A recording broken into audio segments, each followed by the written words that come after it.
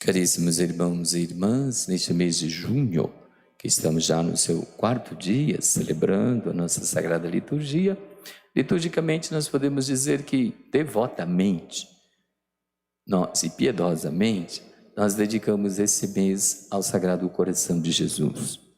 Porque nesse mês sempre acontece, em todos os ciclos do ano, A, B ou C, a festividade do Sagrado Coração de Jesus. Este ano acontecerá na segunda quinzena deste mês, ou na primeira ou na segunda quinzena. Sempre, em todos os anos, nós celebramos essa festividade do Sagrado Coração de Jesus, que de fato nos chama a uma atitude de cristãos e cristãs.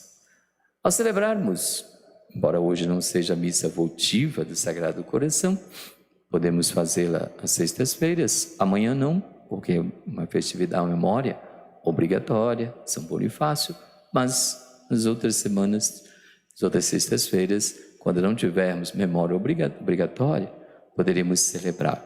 E quando nós mencionamos o Sagrado Coração de Jesus, nós temos que ter sempre em mente aquela jaculatória que pronunciamos diretamente ao Sacratíssimo Coração de Jesus. Claro que quando falamos Sagrado Coração de Jesus, não resumimos aqui apenas a um órgão físico, mas a atitude de Cristo por cada um de nós, por toda a humanidade.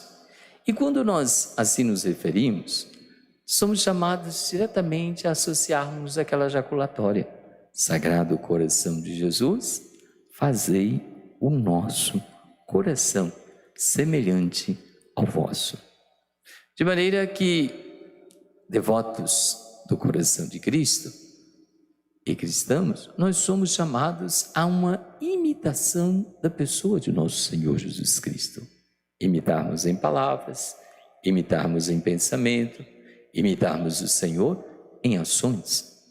De forma que o nosso ser, a nossa pessoa, se assemelhe cada vez mais ao sagrado, ao comportamento de Cristo.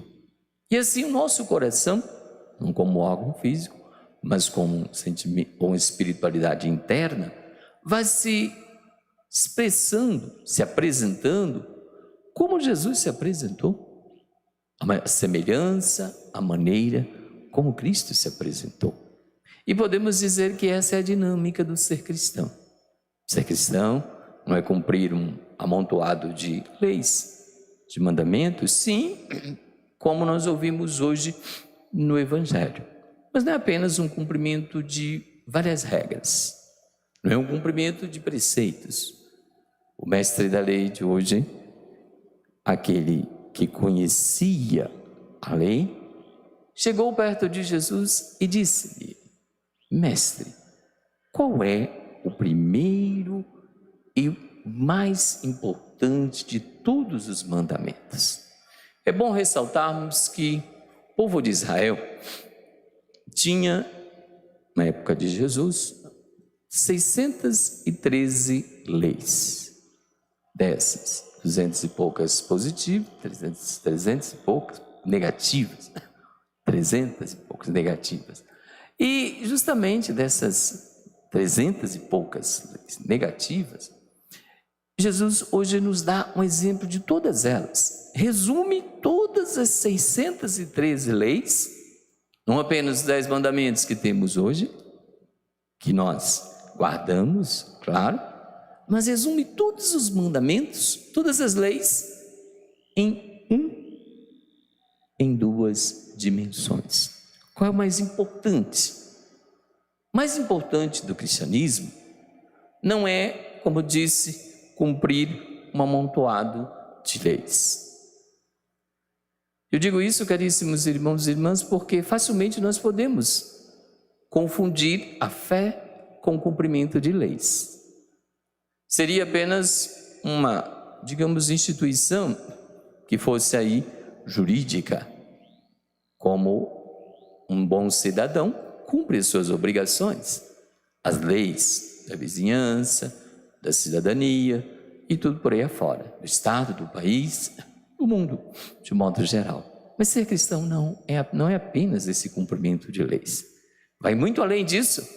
E o que vai de fato dar vida à lei, o que vai de fato dar sentido ao ser cristão e à vida de cada pessoa, é o amor. O amor em duas dimensões, como disse, a Deus. Sobre todas as coisas, amarás o Senhor teu Deus de todo o teu coração, todo o teu entendimento, de toda a tua alma, de todo o teu entendimento e com toda a tua força. Não pode existir para o ser humano alguém que seja mais amado do que Deus. É a Ele que direcionamos, a nossa vida, a Ele que direcionamos o nosso pensamento, a Ele que direcionamos o nosso ser, e assim, consequentemente, a Ele que direcionamos o nosso amor. Ninguém, nenhuma pessoa, nenhum ser, nenhum objeto, nada que foi criado por Deus pode ocupar o lugar do Altíssimo. Por isso o primeiro mandamento, e que é conservado na lei: amar a Deus sobre todas as coisas, e que está implícito na lei, sobretudo essa segunda dimensão, esse mandamento do amor. Se amamos a Deus, claro, como nos disse São João, apóstolo e evangelista, como vamos mostrar o amor a Deus, a quem não vemos fisicamente, mas percebemos espiritualmente, se não amamos o próximo que caminha conosco na estrada de salvação? O amor a Deus, como Jesus nos mostrou no Evangelho de hoje, ele é, de fato, manifestado, concretizado no amor ao próximo, desejando o bem a cada pessoa que está do nosso lado, a cada pessoa que caminha conosco. E vejam como Deus nos dá oportunidade para percebermos esse chamado para a nossa vida. Esses dias de silêncio, de retirada das nossas atividades, ou em que retiramos-nos das nossas atividades, dizem que tivemos mais tempo, ou que temos mais tempo para pensar, para meditar, como está a nossa vida, que constitui-se um núcleo do nosso ser, o que é mais importante para nós, ou no singular, cada um se perguntando, o que é mais importante para mim? Ou, ainda mais diretamente ao Evangelho, o que eu estou colocando em primeiro lugar na minha vida? Sou eu? É algum objeto? É alguma pessoa? Ou é Deus? E só Ele, o Criador, Salvador, Santificador, só Ele, a Santíssima Trindade, Deus Uno e Trino, que vamos celebrar no próximo domingo, pode de fato ocupar o primeiro lugar na nossa vida, nem nós mesmos. Por isso o egoísmo não tem lugar na vida do cristão. E esse tempo de silêncio é um tempo muito oportuno para meditarmos no nosso ser, nas nossas ações, e perguntarmos-nos se nós não estamos ocupando o primeiro lugar, se nós não estamos, de fato, tirando, entre aspas, o lugar de Deus, ocupando o lugar de Deus na nossa vida. Deus nos dá, caríssimos irmãos e irmãs, essa liberdade, mas ao mesmo tempo devemos respondê-la com sabedoria, com responsabilidade. Então que assim, meditando, nós possamos de fato darmos a Deus o seu devido lugar. Aquele que ali estava, o mestre da lei, ele entendeu o chamado que Deus lhe fez através de Cristo. Ele mesmo respondeu depois a Jesus: muito bem, mestre, é como tu disseste. Na verdade é como tu disseste, Ele é o único Deus e não existe outro além dele.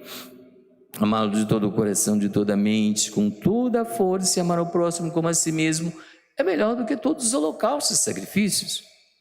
E aqui vejam, nem os holocaustos e sacrifícios ocupam primeiro lugar, ou ocupavam no povo de Israel, para o verdadeiro entendedor, o primeiro lugar. Por isso ele entendeu. Mas só o amor ocupa o primeiro lugar. Eu digo isso, caríssimos irmãos e irmãs, por quê? Se olharmos para o nosso mundo hoje, muitas vezes as pessoas pensam a partir de algum conceito já pré-estabelecido, humanamente falando. Se olharmos hoje no mundo da negociação ou no mundo econômico, corremos o risco de pensarmos a partir da situação econômica ou a partir do lucro. Pessoas que muitas vezes pensam que nasceram para lucrar, para ganhar. Outros que nasceram para adquirir, para comprar, para gastar e por aí afora vão. Outros para o prazer, outros para o poder, que são as três, digamos, grandes tentações das suas diversas desdobrações, nos seus diversos desdobramentos, que advém sobre cada um de nós. Mas nada disso preenche a sede de Deus que o ser humano tem. Nada disso preenche, de fato, aquele lugar único de Deus.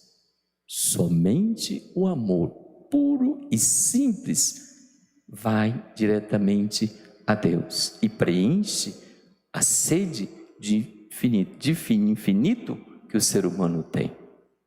Por isso, Jesus, quando em determinado momento da sua vida pública, os apóstolos ali reunidos, e ele pegou uma criança, colocou no meio deles, os apóstolos preocupados com status, com posições, com social, podemos dizer, e Jesus pegou uma criança, colocou no meio deles e disse: quem não for como essa criança, como a criança não entrará no reino de Deus. A criança é simples, a criança, na sua maioria, é pura. É simples e humilde, mas é sincera. Ela vai direto, fala, se gosta, gosta. Também, se ela não gosta, no sentido não de maldade, mas se ela não foi com aquele tipo de brincadeira ou de ação contra ela, ela diz: não gosto. Então veja como que é importante essa simplicidade, esta sinceridade. Ela ama de verdade, sem disfarce. Poderíamos dizer numa expressão simples, sem máscara. Até uma frase interessante para meditarmos hoje. Nós estamos usando máscaras. E às vezes brinco com as pessoas dizendo que seja uma só externa, não a interna. Nós poderemos apresentar várias máscaras para as pessoas, branca, preta, colorida, enfeitada, desse jeito, daquele outro. Mas quem somos nós? Muitas reflexões desse tempo nos chamaram a refletir. Somos todos iguais. Olha as diferenças das máscaras. Nós queremos apresentar-nos diferentes, cada um do seu jeito, umas coloridas porque somos alegres e assim sucessivamente. Ótimo, tudo bem, mas que seja, como diz, não máscaras que apresentem os nossos disfarces, as nossas várias faces. Quem sou eu lá dentro? Deus conhece. A quem eu amo? Quem ocupa o primeiro lugar? Esse lugar, ou essa posição, essa condição, só Deus o conhece. De fato, amamos. Se perguntarmos às pessoas, claro, todos vão dizer: amo. Sim, amo muito. Amo a Deus sobre todas as coisas, claro. E o próximo como a mim mesmo também. Mas será que nós vivemos isso? Esse amor, ele não é apenas conceitual. Aliás, ele não é conceitual, ele é na prática. Não basta dizer: veja, eu amo, mas é preciso mostrar, não nas mídias, mas é preciso mostrar ao outro, não para que esteja nas redes sociais, visível, mas para que esteja assim na rede de espiritualidade, na rede da fé. Essa intenção só Deus o conhece, só Ele o sabe, e às vezes a pessoa que o faz. Então que assim nós possamos, de fato, direcionar a nossa vida para o Altíssimo, amando ao Deus Todo-Poderoso sobre todas as coisas e ao próximo com aquele amor que temos a nós mesmos. Louvado seja nosso Senhor Jesus Cristo. Para sempre seja louvado.